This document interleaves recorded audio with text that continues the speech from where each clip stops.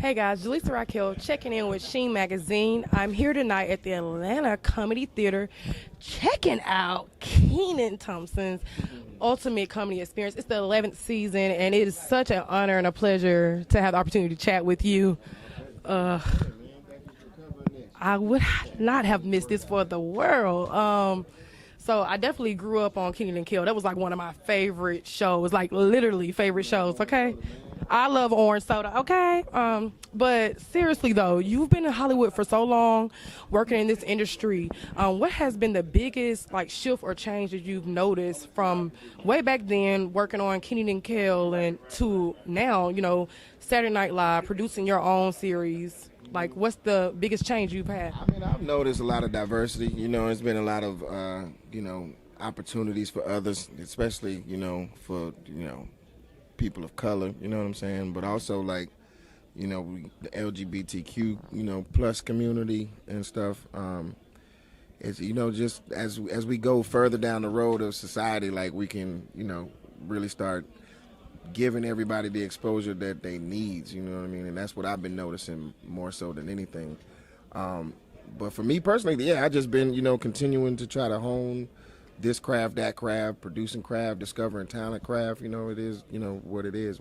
We out here not playing with the game, you know what I'm saying? We got some really, really good comics that, need an opportunity to be exposed to some good people, you know what I'm saying?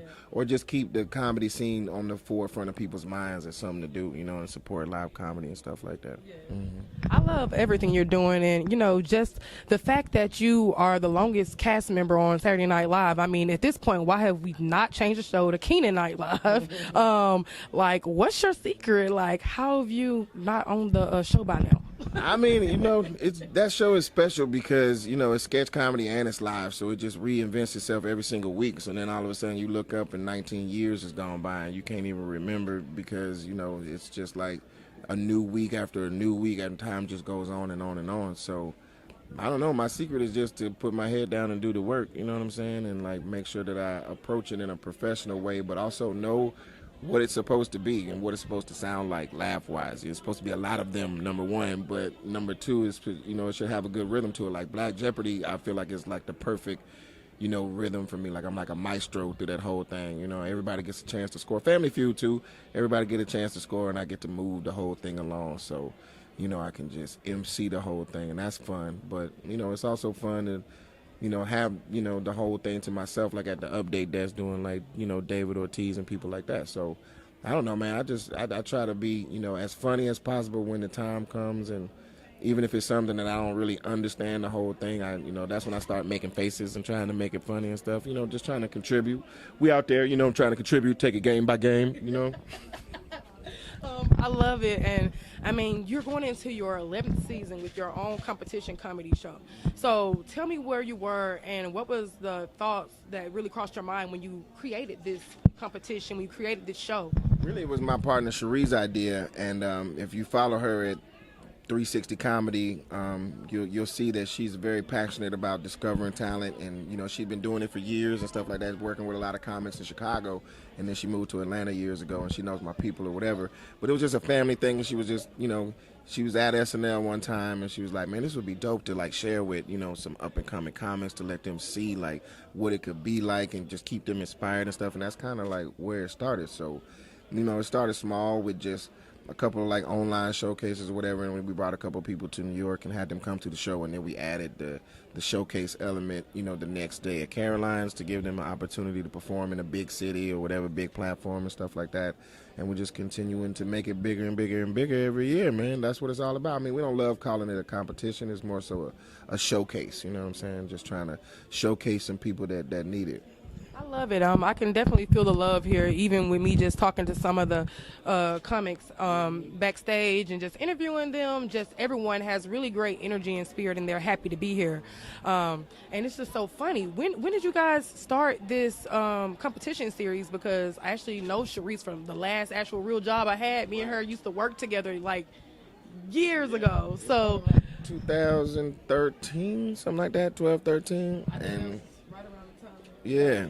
And, you can feel the love because, the stand-up community is strong. They know how hard it is, you know what I mean? And they know what the hustle is to try to, like, get a spot, let alone try to make a living from it. So they all support each other very strong, you know what I mean? And I respect that. It reminds me of like our cast, because, we in the trenches doing a live show, and there's a lot of pressure to write, especially to write against a 47-year history and stuff like that, and to still try to be original.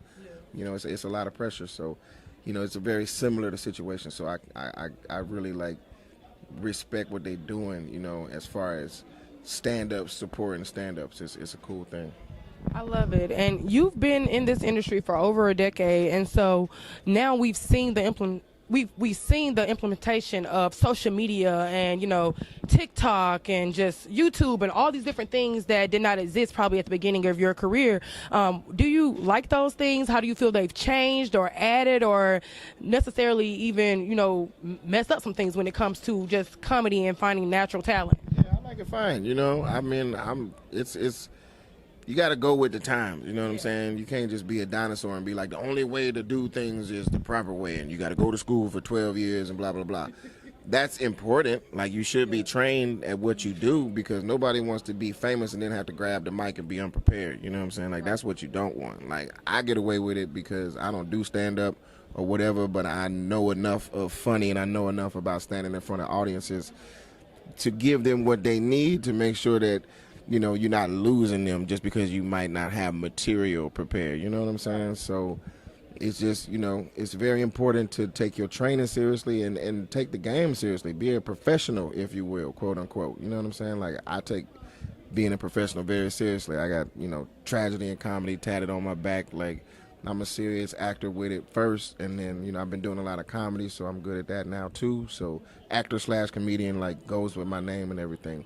But when you're talking about doing stand-up and people blowing up off their social media, it's like, okay, good, you got a lot of followers, but what exactly are they following? Now, if you can turn whatever you're doing on Instagram into a live show and it's smooth, good for you, you know what I'm saying? But if you're known for one thing and then you go into another arena and you're not prepared for that arena, it might be a hard night for you, you know what I'm saying? So you got to take each individual, beast and treat it as such. Stand-up is his own thing. Sketch is his own thing, you know what I'm saying? So it's good to train yourself. And, I grew up in theater, so I feel like good about, character development and, whatever. So, yeah, I'm trained. I believe in training. I love it. And are there, do you have people that you can kind of accredit to your training, people that you looked up to, mentors that really help guide you in the industry? If so, who are they?